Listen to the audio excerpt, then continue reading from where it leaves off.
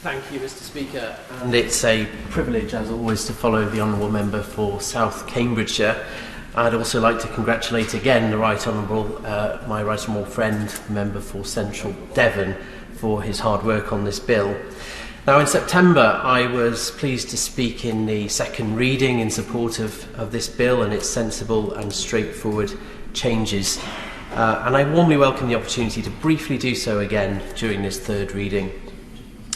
The enforced closure of cultural venues during the pandemic has emphasised to people across the country, including, as we've heard, many in this House, the true value of what these venues and the exhibitions and pieces within them can provide to our society. During the period in which restrictions have been in place over some of the last couple of years, the learning opportunities and inspiration that these venues they provide has been well and truly missed. Thanks to our apparent recovery from the pandemic, we all hope that that's the case. I believe 2022 can be the year when the people of this country rediscover our world-leading museums and exhibitions, and the venues themselves can, we hope, make a strong recovery. Now, as we are aware, under Section 134 of the Tribunals, Courts and Enforcement Act 2007, cultural objects on loan from abroad to UK museums and galleries approved under that Act are protected from seizure or forfeiture for a period of 12 months from the date the object enters the UK. This provides international lenders with the reassurance they may consider vital, even though the risk of seizure and forfeiture in this country would surely be incredibly small. The disruption caused by the pandemic, especially with regards to international transport, has highlighted the concern that unforeseen delays can occur to the return of loaned objects to their country of origin. Under the current rules, this would in theory leave them at risk of being unprotected should the 12-month limit expire before the borrowing institutions can arrange for their return. And I'm sure many of us feel the pain of those cultural objects having been denied family trips abroad, as I have been now for 27 months. At present, the only way the 12-month period can be extended is when an object suffers damage and subsequent repair work is required.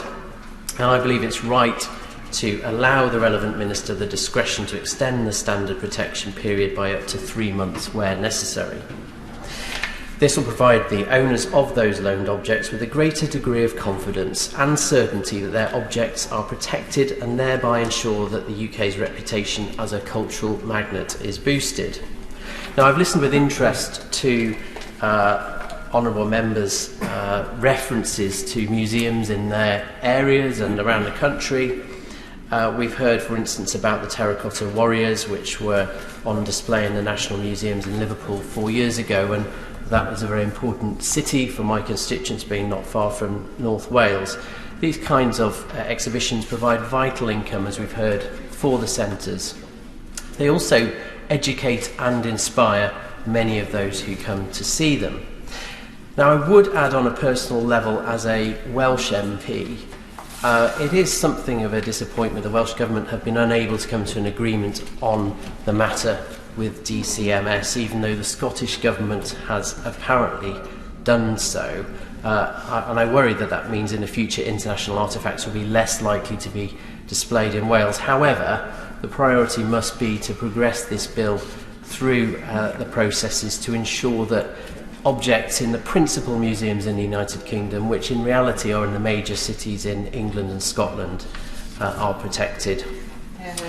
So, Mr. Speaker, the steps that are set out in this bill are as important as they are reasonable.